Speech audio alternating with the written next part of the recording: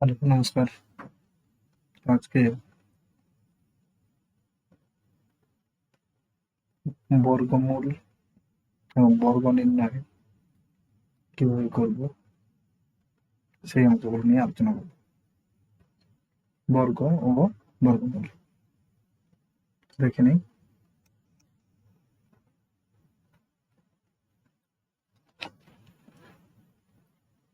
অনুশীলনী ২৬ বর্গ ও বর্গমূল।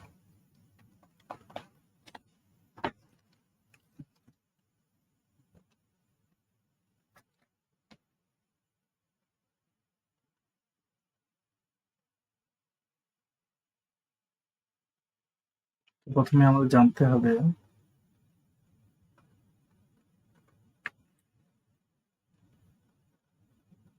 বর্গমূল কাকে বলে।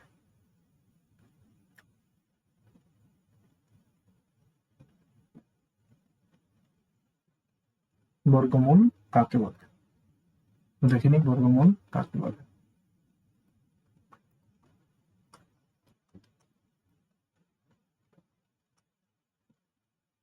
বর্গমূল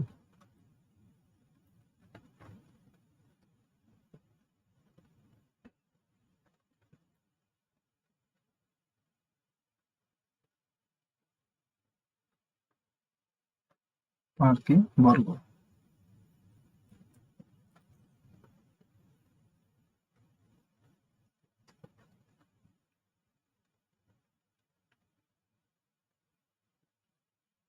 বর্গ ও বর্গমূল একসঙ্গেই করবে।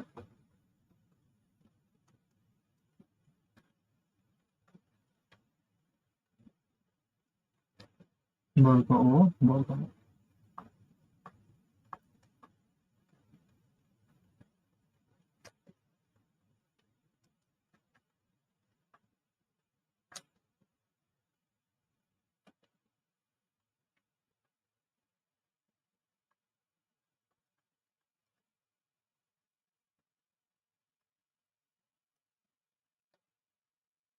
কোন সংখ্যাকে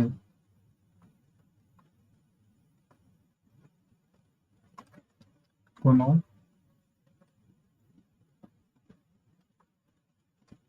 কোন সংখ্যাকে সেই সংখ্যা দ্বারা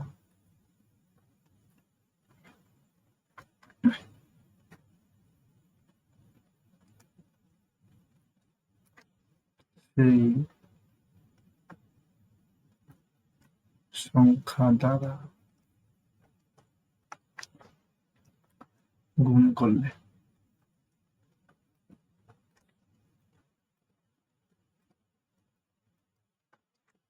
যে সংখ্যা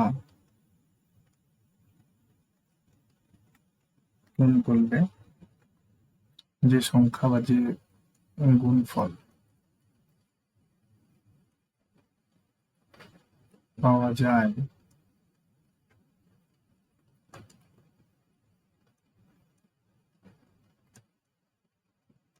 যে গুণফল পাওয়া যায়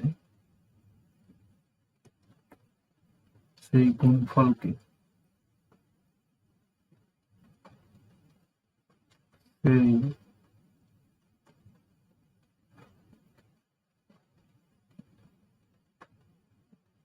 সেই গুণফলকে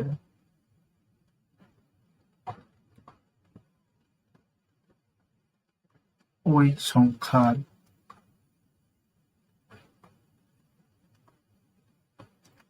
বর্গ বলে।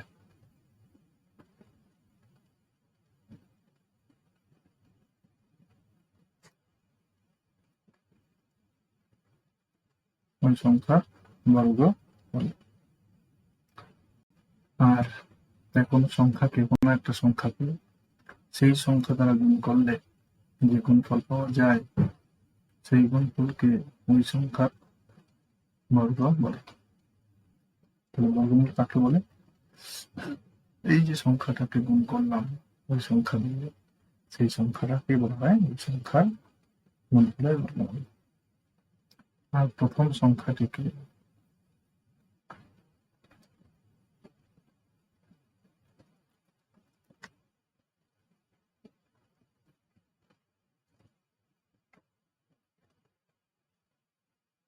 প্রথম সংখ্যাটিকে গুণফলের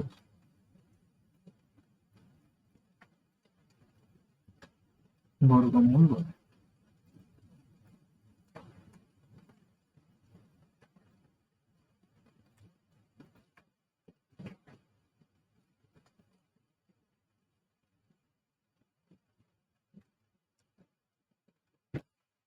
তাহলে বর্গ ও বর্গমূলের সংজ্ঞা লিখে দিলাম, জেনে নিলাম। এবার আমরা জানবো কোন সংখ্যাকে বর্গ কি করে বোঝাবে। তাহলে কোন সংখ্যাকে বর্গ বোঝাতে ব্যবহার করা হয়, কোন সংখ্যাকে বর্গ বোঝাতে সেই সংখ্যার ডান দিকের উপরে ছোট করে 2 লেখা হয়। তাহলে বর্গ বোঝাতে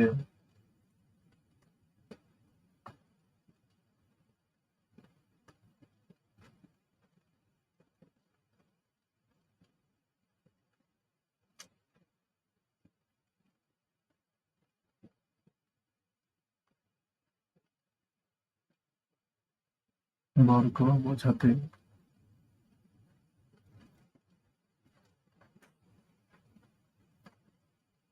এই যে 5 লিখলাম, 5-এর ডান দিকে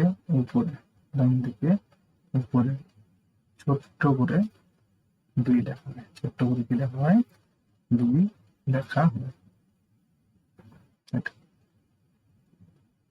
এটা হলো বর্গ বোঝাতে। বর্গমূল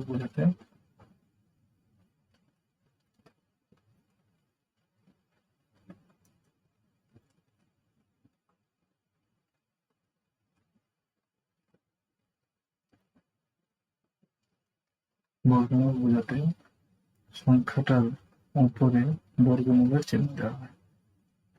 সংখ্যাটার বাঁ দিকের উপরে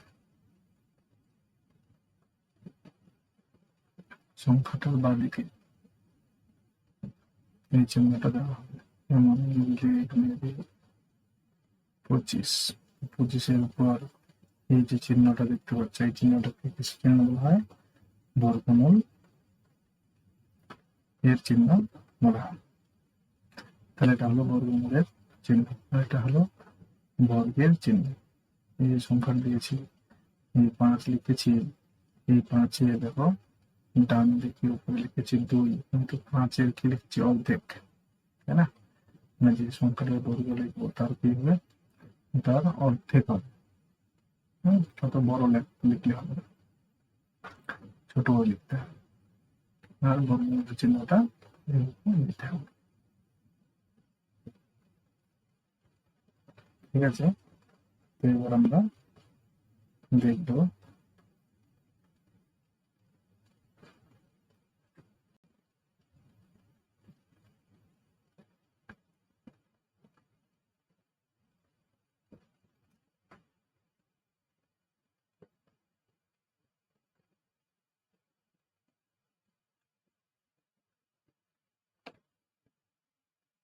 কয়েকটা আমরা উদাহরণ নিয়ে দেখি।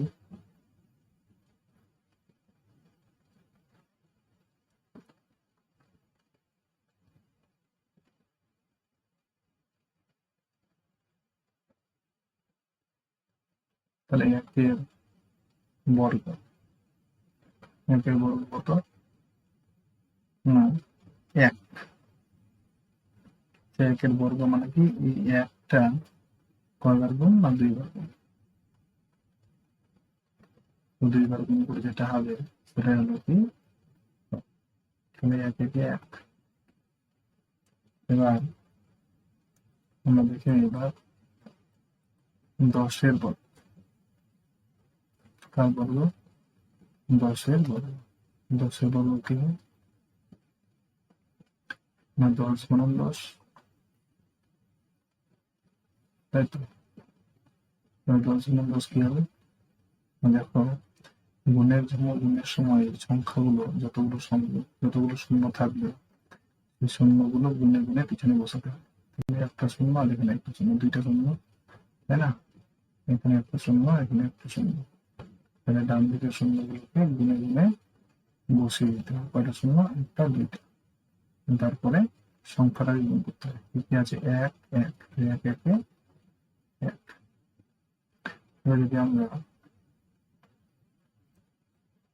100 এর বর্গ করি তাহলে কি হবে? না, 100 গুণন 100 তাহলে কত হবে? এবার কয়টা শূন্য? এখানে কয়টা? দুইটা। এখানে কয়টা? দুইটা। তাহলে চারটা। তাহলে পিছনে লিখবো কয়টা শূন্য? চারটা শূন্য।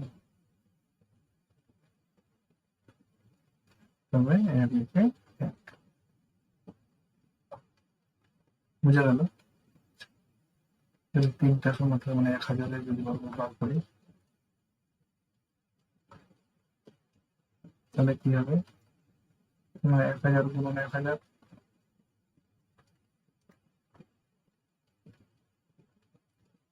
এবার কি হবে তাহলে?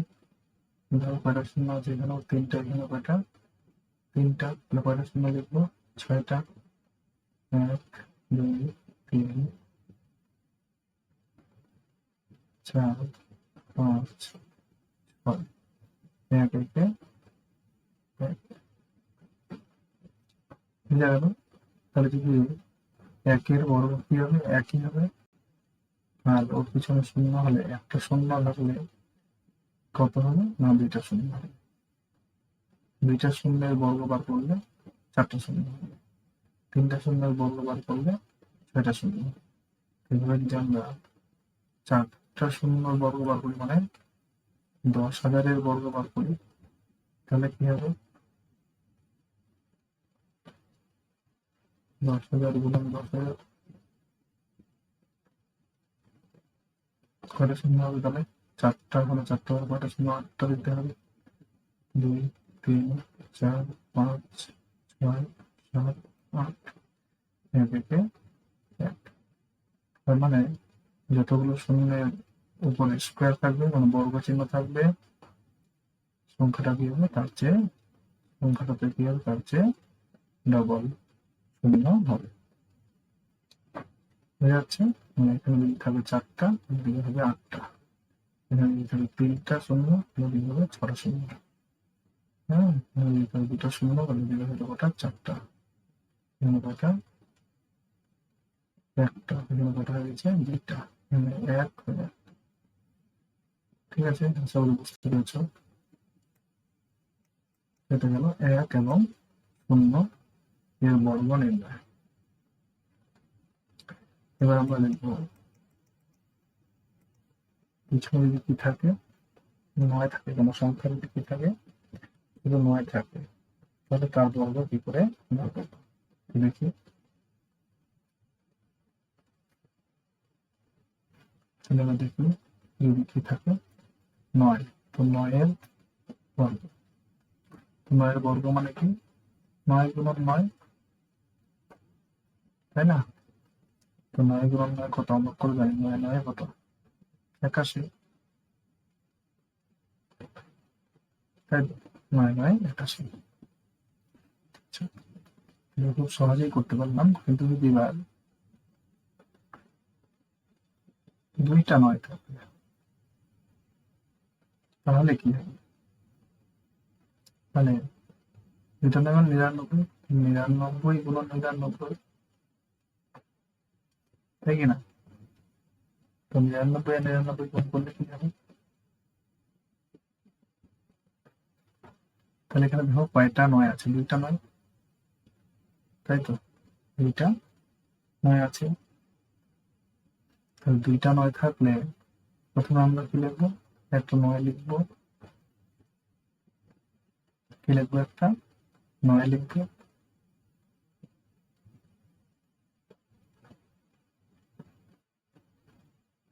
ঠিক আছে?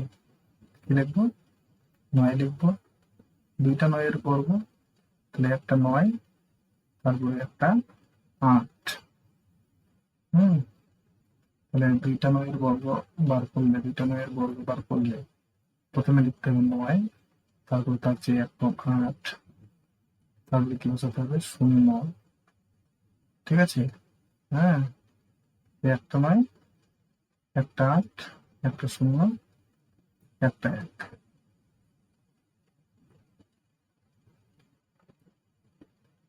ঠিক আছে, তাহলে যখন দেখো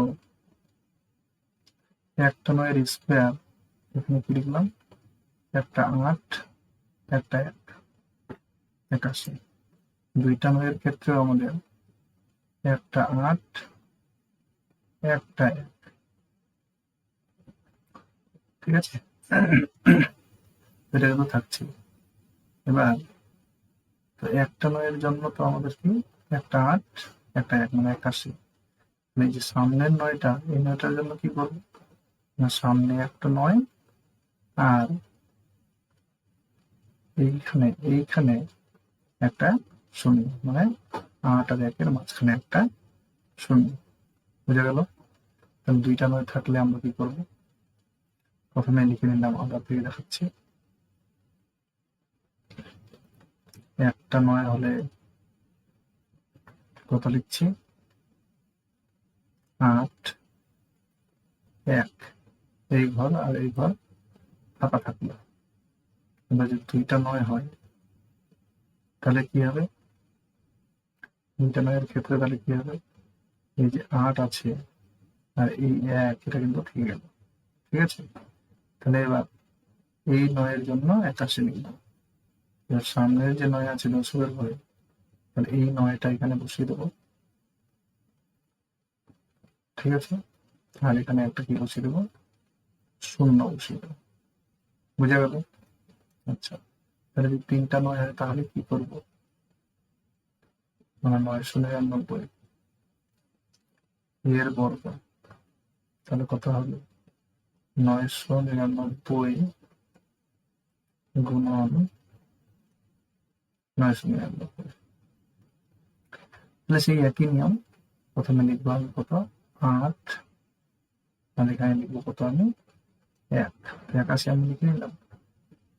তো একটা 9-এর জন্য আমার 81 লেখা হয়ে গেল।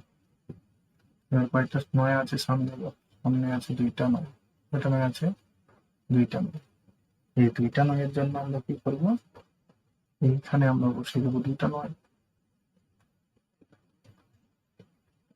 এখানে দুইটা 9 আছে, তাহলে এখানে সামনে বসালাম দুইটা 9 আর এখানে বসালাম দুইটা 0।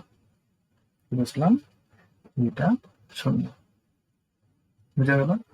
দেখো এখানে আগেরটাতে কি করেছি, 9-এর স্কোয়ার, মানে ডান দিকের 9-এর স্কোয়ারের জন্য 81 লিখে নিয়েছি, আর বাঁ দিকের 9-এর জন্য কি লিখেছি, এই সামনে একটা 9 আর এখানে একটা কি 0 লিখেছি। কি লিখেছি, 0 লিখেছি। এটার জন্য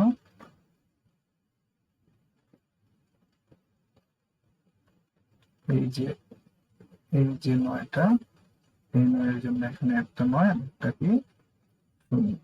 তাহলে এখানে কয়টা 9, দুইটা 9, এই দুইটা 9-এর জন্য এখানে দুইটা 9 আর এখানে দুইটা 0। বুঝা গেল? তাহলে আর এই 9-এর জন্য কত, এই 9-এর জন্য হলো 81। এই 9-এর জন্য হলো 81, এই 9-এর জন্য হলো কত, 81, এই 9-এর জন্য হলো কত রে, না 81। আচ্ছা,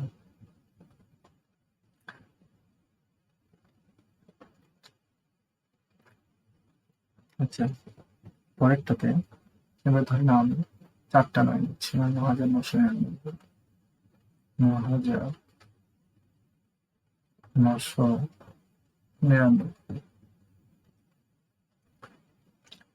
এই 9,999 স্কোয়ার কি হবে, তাহলে 9,999 গুণন 9,999, তাই তো?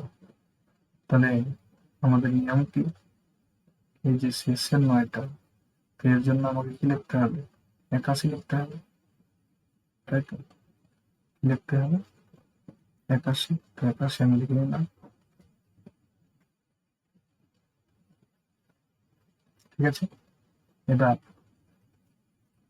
এই যে ডান দিকে কয়টা নয় আছে, সরি বাঁদিকে ওটা নয় আছে, 3টা নয়। বাঁদিকে কয়টা নয় আছে, 3টা। তো এখানে কি বসাবো, 3টা নয় বসাবো, আর এখানে কি বসাবো, 3টা শূন্য বসাবো। কি বুঝা যাচ্ছে? আচ্ছা, তাহলে এই যে বাঁদিকে কয়টা নয় আছে, 3টা নয়। তাহলে এই 8-এর আগে আমি কটা নয় বসিয়ে দেবো, 3টা নয়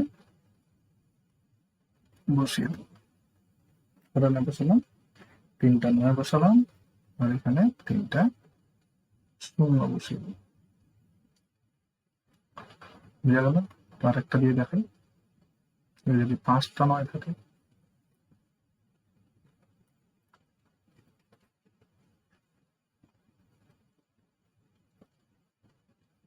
এটা লেখার দরকার নেই, আমি যদি দেখাচ্ছি যে এটা 2 আছে, মানে এটা 2 বার হবে। ঠিক আছে, 4 5, 1 2 3 4 5। তাহলে কি হবে না, সে আমাদের একই নিয়ম, এই যে শেষের 9 আছে এর জন্য আমাদের কি লিখতে হবে, 81 লিখতে হবে। লিখতে হবে 81, লিখে নিলাম। এবার বাঁদিকে কয়টা 9 আছে,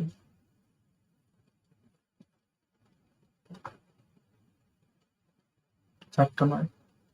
তাহলে এখানে আমাদের কটা 9 লিখতে হবে, 4টা 9 লিখতে হবে, আর এখানে কি লিখতে হবে, 4টা শূন্য লিখতে হবে। মানে বাঁদিকে যতগুলো 9 থাকবে ততগুলো সামনে 9, বাঁদিকে 9, আর এখানে ততগুলো শূন্য।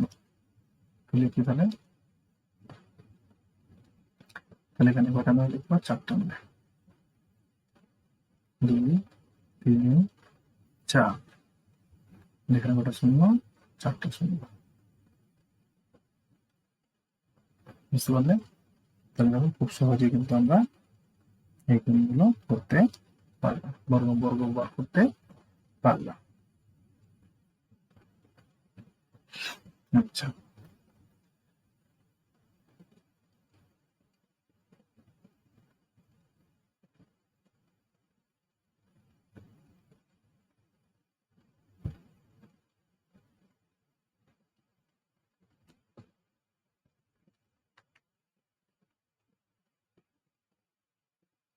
এবারে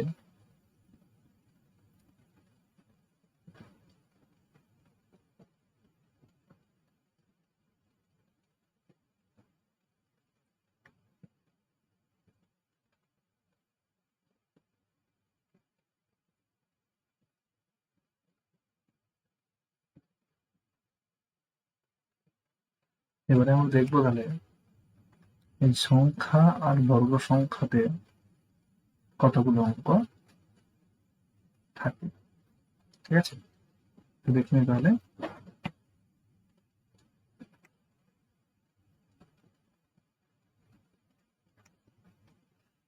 কোন সংখ্যার যদি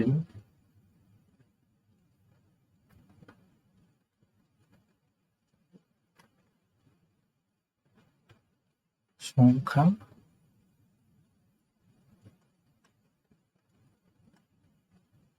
সংখ্যার অঙ্ক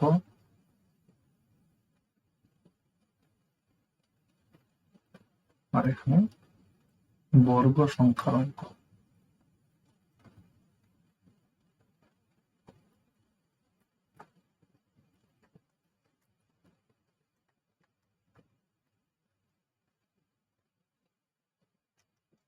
বর্গ সংখ্যার অঙ্ক বা পূর্ণবর্গ সংখ্যার অঙ্ক, কিসের অঙ্ক, পূর্ণবর্গ। এখানে পূর্ণবর্গ লিখে দিই,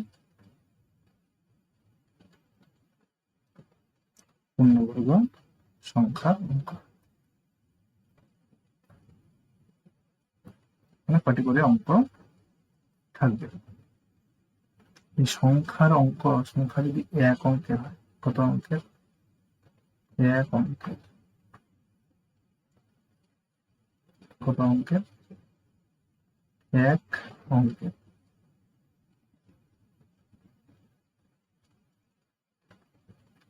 এক অঙ্ক হয়, তাহলে পূর্ণবর্গ সংখ্যা হবে কত অঙ্কের? না 2 অঙ্কের। কত অঙ্কের? 2 অঙ্কের।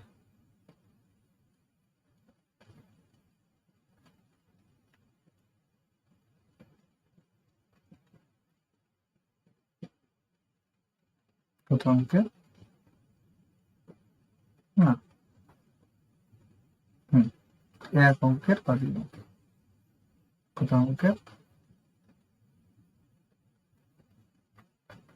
এক বা 2 অঙ্কের। এক অথবা কত অঙ্কের? না 2 অঙ্কের।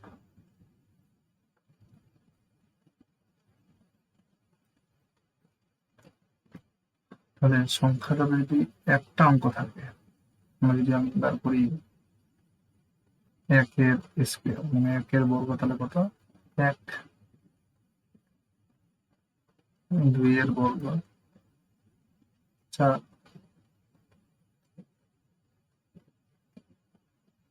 3 এর বর্গ 9।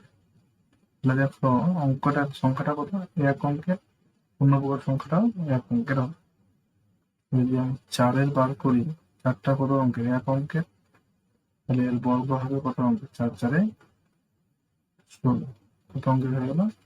2 অঙ্কের। 5 কত অঙ্কের হবে? 25। কত অঙ্কের হলো? 2 অঙ্কের। 6 কত হলো? 36। 7 কত হবে? 49। 8 কত হলো? 64। 9 বর্গ কত হবে? 9 9 81। হলো? তাহলে দেখো, সংখ্যাটা যদি এক অঙ্কের হয়, তাহলে পূর্ণবর্গ সংখ্যাটা কি হবে? এক অঙ্কের হবে অথবা 2 অঙ্কের হবে, বেশি হবে। এবার পূর্ণবর্গ সংখ্যা যদি, আচ্ছা এটাকে আমি এদিক থেকে দিকটা, মানে পূর্ণবর্গ সংখ্যা যদি এক অঙ্কের অথবা 2 অঙ্কের হয়, তাহলে ওর বর্গমূল, কোনো সময় এখানে লিখি বর্গমূল সংখ্যা কি লিখি? বর্গমূল সংখ্যাঙ্ক।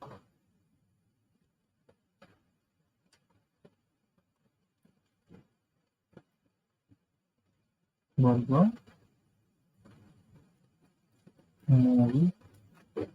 সংখ্যার অঙ্ক। বর্গমূল সংখ্যাটির অঙ্ক কত অঙ্কের হবে? এক অঙ্কের।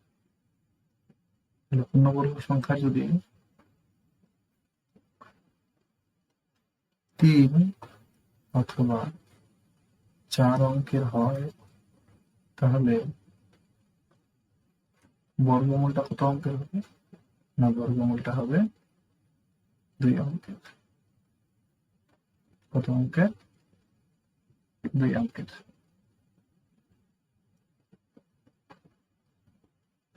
ঠিক আছে?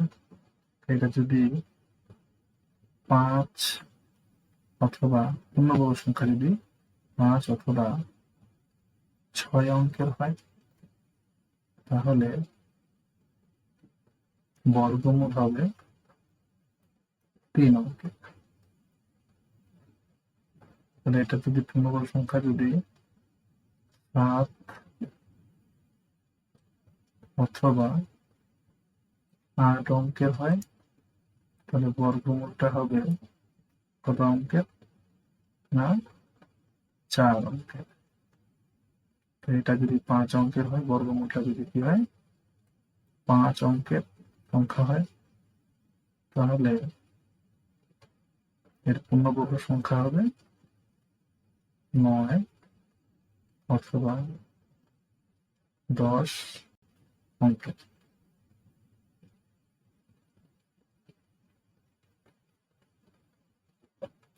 বুঝা গেল? তাহলে এটা কিভাবে হচ্ছে? তাহলে এবার যদি থাকে 20টা,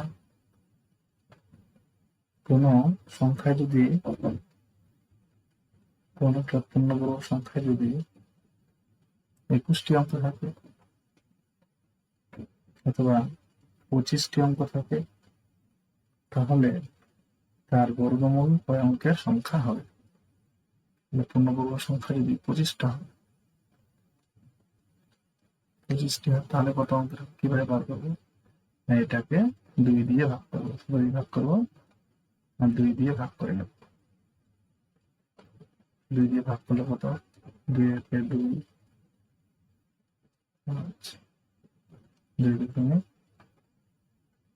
4, তাহলে থাকলো 1, থাকলো।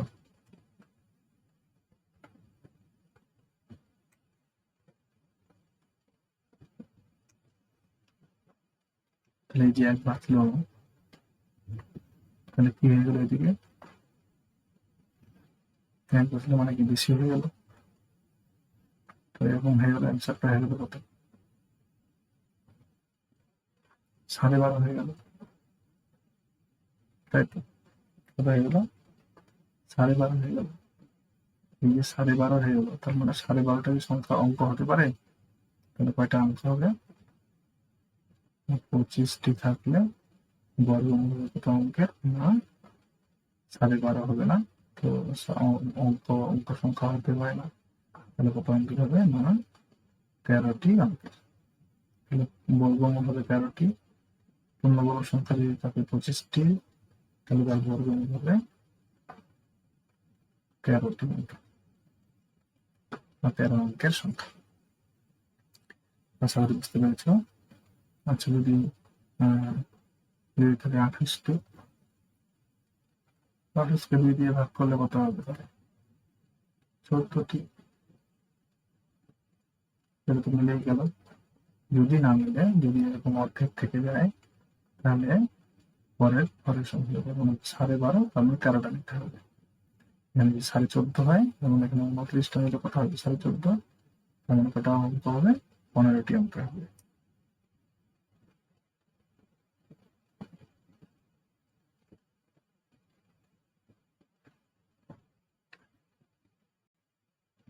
আচ্ছা, এগুলো তো বোঝা গেল। এবার আমরা আরো একটু নতুন জিনিস শিখি। কি জিনিস জানবো আমরা? এককের ঘরের অঙ্কগুলো আমরা জানবো।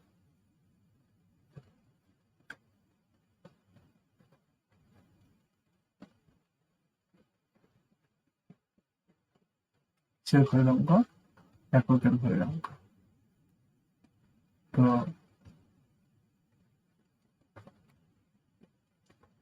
এখানে যদি 1 হয়, তাহলে এখানে কত হবে আমাদের? 1। ঠিক আছে, এবার আমি নিলাম 9। 9 স্কোয়ার কত? 9 9 কত? 81। দেখো, এখানেও এককের ঘরে 1 হলো, এখানেও এককের ঘরে কত হলো? 1। ঠিক আছে, আচ্ছা, আমি এটাকে একটা বক্স করে রাখবো তোমাদের বোঝার সুবিধার জন্য। এবার আমি নিলাম 2 এর স্কোয়ার। 2 এর স্কোয়ার কত? না, 2 এর বর্গ কত? 2 দুগুণে 4। এবার নিয়ে নিলাম আমি 8। 8 এর স্কোয়ার। 8 এর স্কোয়ার কত? 8 8 কত? 64। দেখো, এখানেও এককের ঘরে কত? 4। এখানে এককের ঘরে কত? 4।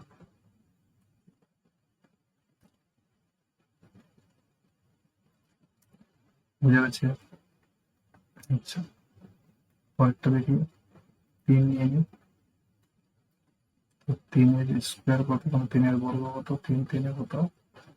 9। আমি 7 এর বর্গ। 7 এর বর্গ কত? 7 7 49। দেখো, এককের ঘরে 9 9।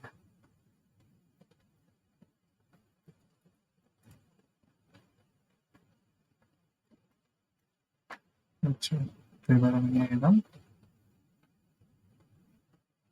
4। তো 4 এর স্কোয়ার মানে কত? 4 4 16। তখন নিয়ে আমি 6 কত হলো তাহলে 6 ছয়ে 36। দেখো এককভাবে কত 6 6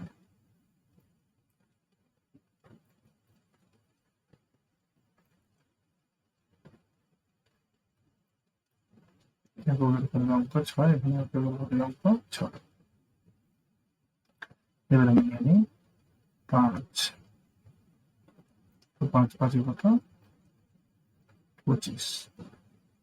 তো এখানে যদি 5 থাকে তাহলে এখানে কত এককের ঘরে 5, ঠিক আছে, এককের ঘরে কত 5,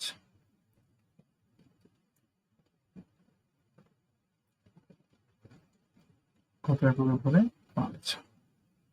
আর যদি শূন্য থাকে তাহলে আমি 10, তো 10 এর স্কোয়ার কত 10 10 100। এখানেও শূন্য, দেখো এখানেও এককের ঘরে কিন্তু শূন্য।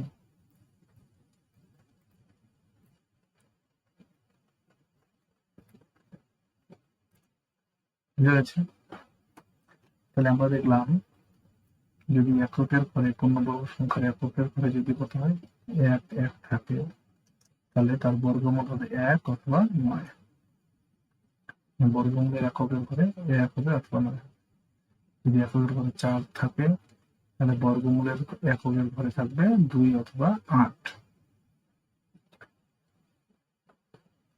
পূর্ণবর্গ সংখ্যার এককের ঘরে যদি 9 থাকে তাহলে বর্গমূলের এককের ঘরে 3 থাকবে অথবা 7 থাকবে, 3 থাকবে না হলে 7 থাকবে।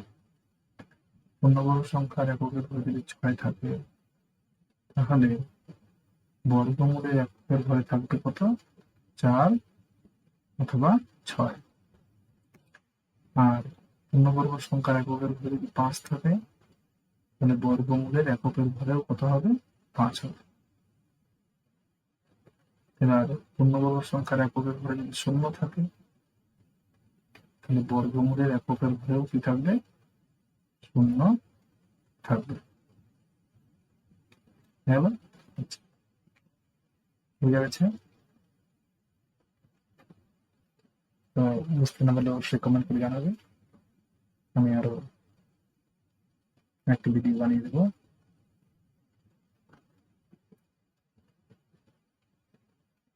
তাহলে আমরা এককের ঘরে পেলাম কি কি, দেখো তো 1 পেলাম, 2 কিন্তু পেলাম না। তাহলে বর্গ সংখ্যার মানে পূর্ণবর্গ সংখ্যার শেষে পূর্ণবর্গ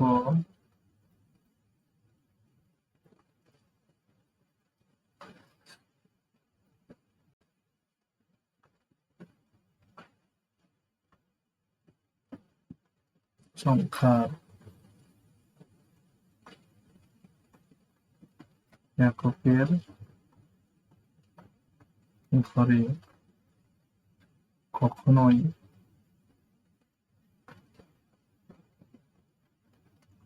কি বসবে না 2 3 7 ও 8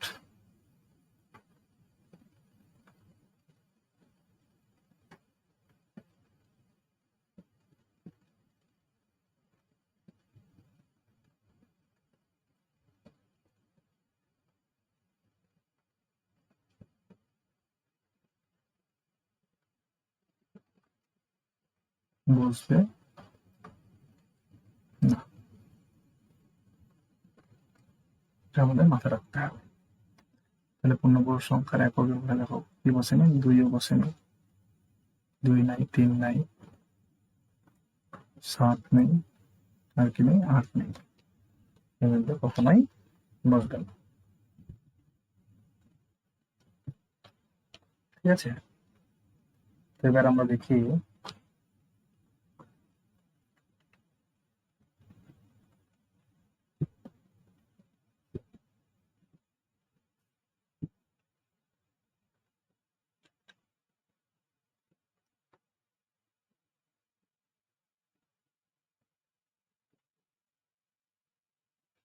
এবার তোমরা কি করবে, 1 থেকে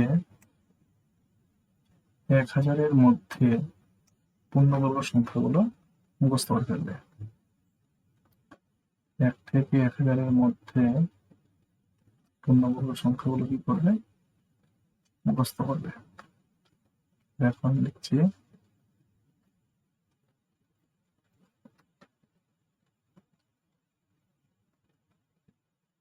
1 থেকে 1000 এর এর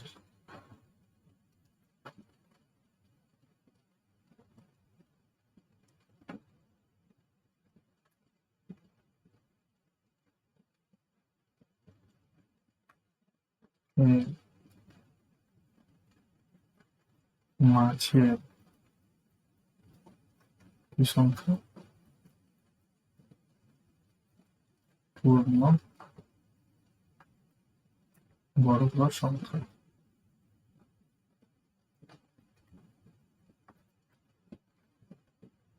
তো কি কি দেখে নিই, তো পূর্ণবর্গ সংখ্যাগুলো কি হবে দেখে না, আমি একবার লিখে লিখে দেখাচ্ছি।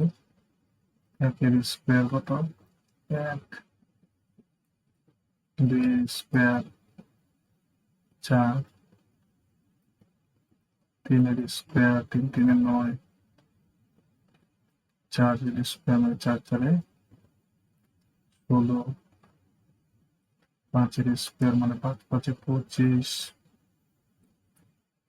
6-এর স্কোয়ার মানে 6 6-এ 36, 7-এর স্কোয়ার মানে 7 7-এ 49, 8-এর স্কোয়ার মানে 8 8-এ 64, 9-এর স্কোয়ার মানে 9 9-এ 81, 10-এর স্কোয়ার মানে হলো 10 10-এ 100। চলে আসি 11-এর স্কোয়ার মানে হলো 11 11 100, 21, 12-এর স্কোয়ার হলো মানে 12 12 100, 44,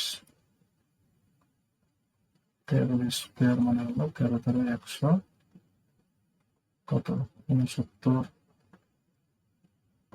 14-এর স্কোয়ার মানে হলো 196,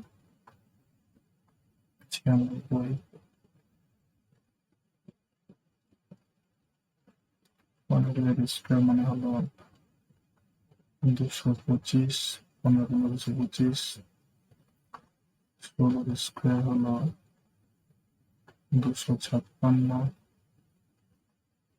17-এর স্কোয়ার হলো 289, 17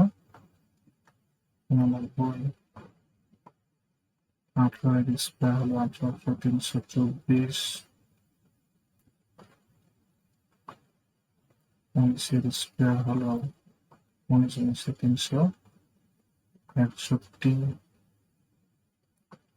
20-এর স্কোয়ার হলো 20 20-এ 400। এবার চলে আসি 21-এর স্কোয়ার হলো 21 21-এ কত 441, 22-এর স্কোয়ার হলো 484,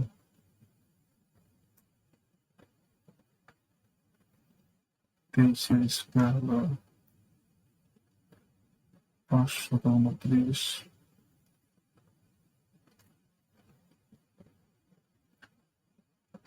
24-এর স্কোয়ার হলো 576, 25-এর স্কোয়ার হলো 25 25 625, 26-এর স্কোয়ার মানে 26 গুণন 26 তাহলে 676, 27-এর স্কোয়ার হলো 27 27 729, 28 স্কয়ার হলো 28 হলো 784, 29 স্কয়ার হলো 29 হলো 841, 29 841, 30 স্কয়ার হলো 30 হতো 900। চলে আসি 31 স্কয়ার হলো 961, 961। এই 32 দিয়ে দিই আমি,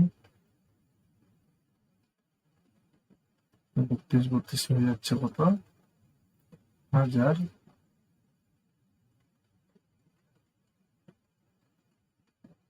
24, 32 স্কয়ার হয়ে গেল 1024, 1024 কি হয়ে গেল বেশি হয়ে গেল, 1000 থেকে বেশি, কার থেকে বেশি এটা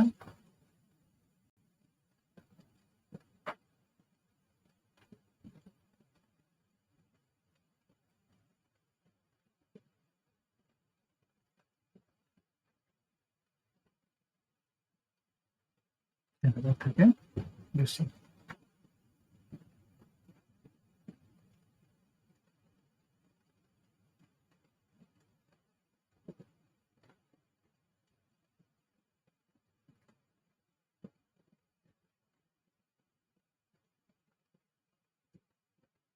ঠিক আছে, এতগুলো আমাদের মনে রাখা উচিত, এগুলো তাহলে আমরা খুব সহজেই অঙ্কগুলো করতে পারবো। এবার আমরা চলে আসি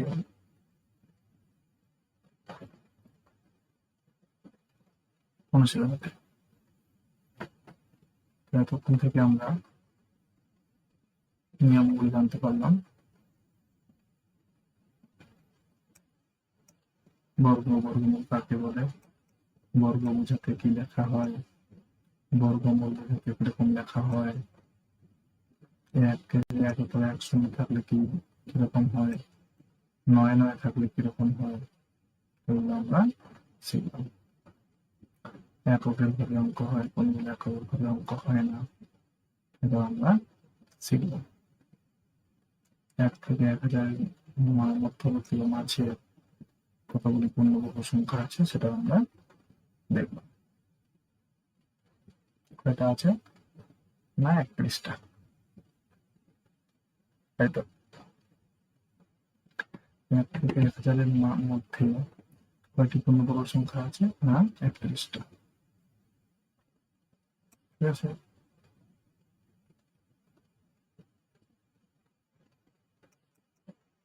এবার আমরা চলে আসি অনুশীলনী। অনুশীলনী কত 26, 26-এ ভিডিওটা কত বড় হলো,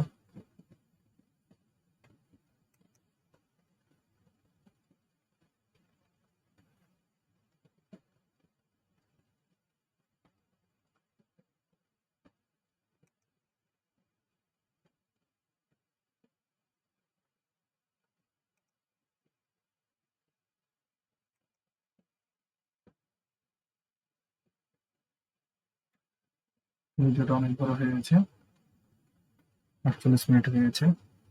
তো ভিডিওটা এখান থেকে শেষ করি। অনুশীলনী অঙ্কটা হলো, তাহলে এই ভিডিওটা অবশ্যই ভালো করে দেখবে, প্রথম থেকে শেষ অবধি দেখবে।